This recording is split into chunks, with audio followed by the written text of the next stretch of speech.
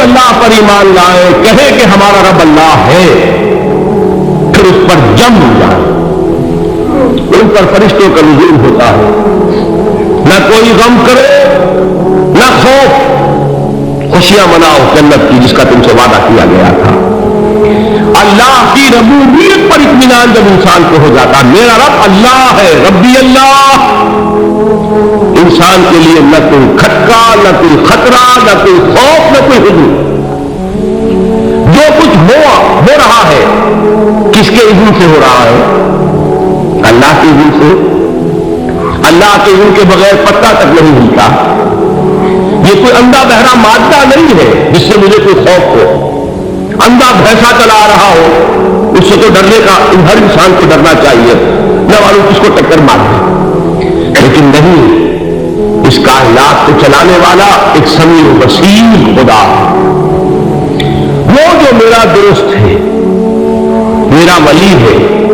اللہ ولی الذین آمنوا یخرجہم من الظلمات الی النور. اللہ اہل ایمان کا ولی ہے, ساتھی ہے, پشت پناہ ہے, مددگار ہے, حمایتی ہے. بتائیے جسے یقین ہو جائے کہ اللہ میرا مددگار, اللہ میرا محافظ, اللہ میرا پشت پناہ, اللہ میرا حمایتی, اس کے لیے کوئی خوف ہوگا؟ اس سے کوئی ڈر ہوگا؟ میں مثال دیا کرتا ہوں بہت سادہ, پنجاب کے دیہات کی. کوئی بڑا چودھری ہے اور کوئی غریب کسان ہے. اس غریب کسان کے جانوروں کو ہر وقت اندیشہ ہوگا چوری کا, وہ میری بھینس کھول کر نہ لے جائے, تو میرا بیل کھول کر نہ لے جائے. لیکن جس کے بارے میں یہ سب کو معلوم ہو کہ وہ جو بڑا چودھری ہے وہ اس کا دوست ہے, اس کی بچیا کو کوئی خوف ہوگا؟ اس کی بھینس پر کوئی ہاتھ ڈالے گا؟ اسے کوئی اندیشہ ہوگا؟ نہیں. کیوں؟ کہ وہ بڑا چودھری, بڑا اس کا یہاں کا سردار, جاگیردار, سب کو معلوم ہے وہ میرا دوست ہے, کوئی میرے خلاف اقدام نہیں کر سکتا. اس دنیا میں یہ چھوٹی سی بات اگر آپ کے دلی اطمینان اور سکون کا باعث بن سکتی ہے تو ذرا تصور کیجئے. میں لفظ تصور استعمال کروں گا صرف اس لیے کہ اس کا ہم جس کو کہتے ہیں ادراک اور شعور کر نہیں سکتے, اگر کے ساتھ کر سکتے. اگر یقین ہو کہ اللہ میرا مددگار اور یقین ہو کہ اللہ ہر آن میرے ساتھ ہے, پھر کوئی خوف, کس کا خوف؟ کوئی شے اللہ سے بالا تر ہے, کوئی قوت اس سے زیادہ طاقتور ہے, کوئی اس کے ارادے کو بدلنے والا ہے, کوئی اس کی مشیت کے آڑے آنے والا ہے. یہی بات ہے جو حضور نے فرمائی. یہ ایمان کا حاصل ہے لب لباب, کہ دیکھو اچھی طرح اس بات کو ذہن نشین کر لو. اگر تمام انسان مل کر تمہیں کوئی نقصان پہنچانا چاہے نہیں پہنچا سکتے, مگر جو کچھ اللہ نے لکھ دیا ہو. اور تمام انسان مل کر تمہیں کوئی نفع پہنچانا چاہے نہیں پہنچا سکتے, مگر وہ شے جو اللہ نے طے کر دی. آپ پھر میں کہوں گا ذرا تعریف کیجیے, اسے فرض کیجیے, اسے سوچ لیں. اگر اس حدیث پر ہمارا دل جھکا ہوا ہو تو کسی سے ڈر ہوگا؟ یہ مجھے نقصان نہ پہنچا دے, یہ میری رپورٹ خراب نہ کر دے, یہ میری انکریمنٹ نہ رکوا دے, یہ میرا یہ نہ بگاڑ دے, یہ میرے یہ نقصان نہ پہنچا دے. اس کا ڈر, اس کا ڈر, اس کا خوف, اس کی خوشامد, اس کے لیے جا کر طرح طرح سے اپنی عزت نفس کو ذلیل کروانا اس کے سامنے. یہ سب کچھ کیوں کرتا ہے انسان؟ جب سمجھتا ہے کہ اس کے ہاتھ میں میرا کوئی نفع ہے, اس کے ہاتھ میں میرے لیے کوئی ضرر ہے, یہ مجھے کوئی گزن پہنچا سکتا ہے, یہ مجھے کوئی نقصان پہنچا سکتا ہے, یہ میرا کوئی کام بنا سکتا ہے, یہ میری کوئی ضرورت پوری کر سکتا ہے. اسی کا نام شرک ہے. جہاں آپ نے یہ سمجھا کہ غیر اللہ کے اندر کوئی طاقت موجود ہے, وہی شرک ہے. بتوں سے تجھ کو امید ہے, خدا سے ناامیدی, مجھے بتا تو صحیح اور کافری کیا ہے. شرک تو یہ جس پر بھی تمہیں یہ خیال ہے کلمہ ہے, یہ کلمہ سو لا حول ولا قوت الا باللہ. ذرا اس پر دل کو کبھی اگر آپ تصور کریں, پھر فرض کریں, دل ٹھک جائے اس پر, کوئی طاقت نہیں. یہی بات تھی جو شیخ عبد القادر جیلانی رحمۃ اللہ علیہ نے اپنی وصیت میں اپنے بچے سے کہی. 11ویں دینے والے ہیں لیکن حضرت شیخ عبد القادر جیلانی کی وصیت اور تعلیمات کو کتنے لوگ نہیں جانتے ہو. یہ جن مقامات تک پہنچے ہیں وہ کس چیز کی بدولت پہنچے؟ انہوں نے جو پیغام دیا وہ کیا تھا؟ اے میرے بچے، جس طریقے سے قرآن مجید میں حضرت لقمان کی نصیحتیں جو ہے نقل کر دی گئی ہیں، میں یہ کروں گا بالفرض اگر قرآن حضرت عبد القادر جیلانی کے بعد نازل ہوا ہوتا تو شیخ عبد القادر کی یہ نصیحتیں بھی قرآن میں درج ہوتی. اتنی اونچی نصیحتیں ہیں. اے میرے بچے، اس حقیقت کو ذہن نشین کر لیں، لا فاعل فی الحقیقت ولا مؤثر الا اللہ. اس کائنات میں نہ کوئی فاعل حقیقی ہے نہ مؤثر حقیقی ہے سوائے اللہ. کسی شے میں کوئی تاثیر نہیں اگر اللہ نہ چاہے. آگ جلا نہیں سکتی اگر اللہ نہ چاہے. پانی ڈبو نہیں سکتا اگر اللہ نہ چاہے. زہر ہلاک نہیں کر سکتا اگر اللہ نہ چاہے.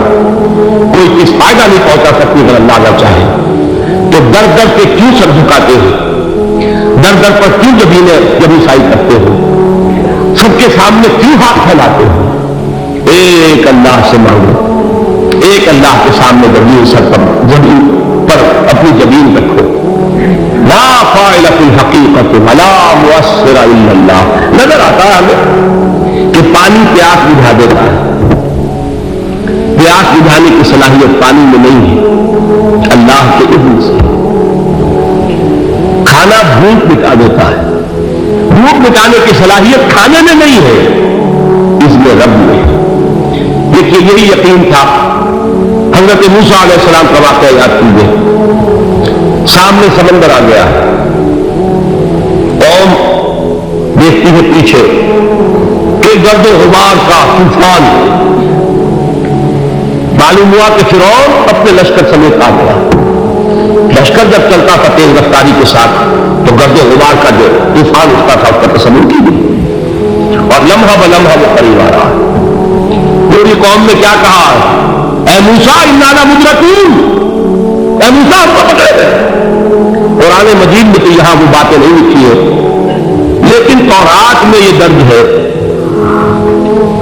کہ بنی اسرائیل جھگڑنے لگے، دست و گریبان ہو گئے موسیٰ کے ساتھ. موسیٰ نے یہاں فرمایا لا کر، اس سے تو ہم نہیں دے سکتے. وہاں کھانے کو ملتا تھا، زندگی تو تھی، بیدار ہم کر رہے تھے، موت تو نہیں تھی. اب جو کچھ ہوگا اس کا تصور کرو، جس طریقے سے ہمارے ٹکڑے اڑائے جائیں گے. تو ڈر رہے ہیں حضرت موسیٰ علیہ السلام سے. یہ تورات کی تفسیر ہے. قرآن میں صرف اتنا آیا ہے، پریشان ہو کر انہوں نے کہا انا لمدرکون، موسیٰ ہم کو پکڑے گئے. اس وقت موسیٰ کا جواب کیا ہے؟ کلا ان معی ربی سیہدین. نہیں، میرے ساتھ میرا رب ہے، وہ راستہ دے گا. بتائیے کہاں راستہ نظر آ رہا ہے؟ یہ ہے ایمان بالغیب. راستہ نظر نہ آئے تب اللہ پر یقین ایمان ہے. جیب میں پیسے ہو تب بھی کوئی اطمینان ہے تو ایمان کس پر ہوا؟ پیسے پر، اللہ پر نہیں. جب وسائل و ذرائع نہ ہو اور پھر یقین ہو کہ اللہ مسبب الاسباب ہے، وہ اسباب کا پابند نہیں ہے، وہ اسباب کا محتاج نہیں ہے، اسباب اس کے محتاج ہے. اگر یہ یقین ہے تو اللہ پر ایمان ہے. یہ نہیں ہے کہ تمہارا ایمان اسباب پر ہے، وسائل پر ہے، ذرائع پر ہے، مادیات پر ہے، اللہ پر نہیں. اس وقت کہاں راستہ تھا؟ یہ راستہ تھا سمندر ہے اور ادھر سے لشکر آ گیا ہے. کلا ان معی ربی سیہدین. اب دیکھیے ایمان کہہ دینا آسان ہے، ہوا معکم اینما کنتم، جہاں کہیں بھی تم ہوتے ہو اللہ تمہارے ساتھ ہوتا ہے. لیکن اس کا یقین قائم ہو جائے تو زمین و آسمان کا فرق واقع ہو جائے. یہی بات ہوئی حضور کے ساتھ. غار ہے، چھپے ہوئے ہیں محمد رسول اللہ اور آپ کے وہ یار غار ابو بکر صدیق رضی اللہ تعالی عنہ. اقبال نے حضرت ابو بکر کی شان میں چند اشعار پڑھ صرف، لیکن واقعہ یہ ہے کہ بھاری بھاری نظموں پر اور قصیدوں پر بھاری، طویل ترین نظمیں اور قصیدے ہیں ان پر بھاری. ہمتیں ابو بکر کی ہمت جو ہے، عشق मिल्लत रात अब जैसे बारिश से खेती उपजती है, अबू बकर की हिम्मत और अजीमत इस उम्मत को इसी तरह सेंचने वाली है। सानिए इस्लामो गारो बदरो कब, वो दूसरे थे इस्लाम में, दूसरे पहले कौन थे? अना अव्वलुल मोमिनीन, हुजूर फरमाते हैं सबसे पहला ईमान लाने वाला मैं, दूसरे अबू बकर। वैसे हमारे यहां ये चलता है इख्तिलाफ, हजरत अली पहले है कि हजरत अबू बकर पहले है, लेकिन उसमें बड़ी खूबसूरत तस्वीर कायम की है उलमा ने, बहुत सही है। चार के बारे में फैसला ही मत करो कि कौन पहले, उनकी एक अजीब तकसीम कर दी है। आजाद मर्दों में, बालिग मर्दों में सबसे पहले अबू बकर, बच्चों में सबसे पहले अली, खवातीन में सबसे पहले खदीजा, और गुलामों में सबसे पहले ज़ैद इब्न हारिसा। बड़ी प्यारी तकसीम है, ये चारों ही पहले हैं, हर एक के लिए वलीयत है।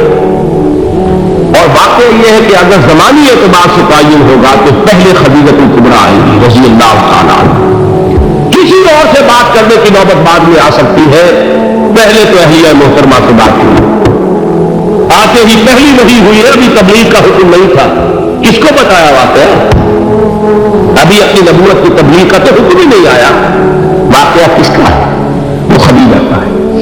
जब कहा है कि खशीत अला नफ्सी, मुझे अपनी जान का अंदेशा है, तो क्या जवाब दिया खदीजा ने रज़ी अल्लाह तआला अन्हा? वो सिद्दीक़तुल कुबरा है। सिद्दीक़ात जो है खवातीन, उनमें चोटी पर खदीजतुल कुबरा है रज़ी अल्लाह तआला अन्हा। और सिद्दीक जो मर्द है उनमें सिद्दीक अकबर है अबू बकर सिद्दीक रज़ी अल्लाह तआला अन्हु। लेकिन सिद्दीक़ात में चोटी, जब हुजूर ने फरमाया खशीत अला नफ्सी, क्या फरमाया, क्या अर्ज किया, कैसे तसल्ली दी?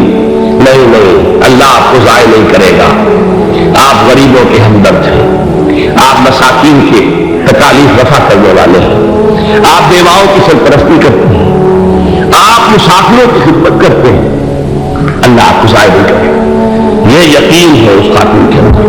खैर वो एक अलग बात हो जाएगी। मेरे दिल पर हजरत खदीजा रज़ी अल्लाह तआला अन्हा की शख्सियत का बड़ा गहरा नक्श, जो वो कोई और ही वक्त पर मौका हुआ तो बयान होगा। बहरहाल इकबाल ने एक मिसरे में जो चार अव्वलियतें जमा कर दी हैं, हिम्मतें किश्ते उम्मत रात अब्र, सानिए इस्लाम गारो बद्रो कब्र। इस्लाम में हुजूर के बाद पहले कौन? अबू बकर। गार में हुजूर के साथ कौन? अबू बकर। बद्र की रात अल्लाह का रसूल सर्वसबूत, वो घास फूस की जो झोपड़ी बनाई गई थी, और वहां तलवार नंगी लेकर पहरा देने वाला कौन? अबू बकर। और उस हुजरा आयशा में मोहम्मद के बाद सबसे पहले दफन होने वाला कौन? अबू बकर रज़ी अल्लाह तआला अन्हु सल्लल्लाहु अलैहि वसल्लम। वो जो मामला सुना रहा था गार सौर का, हजरत अबू बकर भी हुजूर के ख्याल से लड़क गए हैं। आपको याद होगा कि जाकर पहले तमाम जितने सुराख थे उन्हें बंद किया, एक सुराख रह गया था जिसको बंद करने के लिए कोई कपड़ा नहीं था, वहां अपनी एड़ी रखी है। तब कहा है हुजूर उसको तशरीफ लाइए, और अपने जानू पर हुजूर को मिटाया है, और वहां किसी रूजी जानवर ने काटा, हुजूर की आंख लग गई थी। उस वक्त उस बिल के अंदर जो भी बिच्छू है, क्या है वल्लाहु आलम, उसने काटा है। उसकी तकलीफ की वजह से अबू बकर की आंखों से आंसू टपक गए। हुजूर के चेहरे मुबारक पर पड़े हैं कि हुजूर जाके जागे मामला क्या है। एड़ी नहीं हटा हुआ था, मबादा में जानवर वहां से निकलकर मोहम्मद रसूलुल्लाह को कोई जगह पहुंचा दे। अबू बकर की एड़ी है, जिस तरह चाहे खा ले, खत्म कर दे, जान निकल जाए, तब कोई यहां आए मोहम्मद पर तो आए, लेकिन जीते जी नहीं। वो है अबू बकर। हुजूर के ख्याल से उस वक्त हुजूर ने फिर अपना लुआब दहन लगाया है, और उससे फिर आपकी तकलीफ खत्म हुई। जैसे खैबर में हजरत अली की आंख दुख रही थी, उसको जो शिफा हासिल हुई है वो भी हुजूर के लुआब दहन से हुई। तो बहरहाल उस वक्त उन्होंने कहा है کہ اے نبی یا رسول اللہ، اگر اس وقت ان میں سے کسی نے غیر ارادی طور پر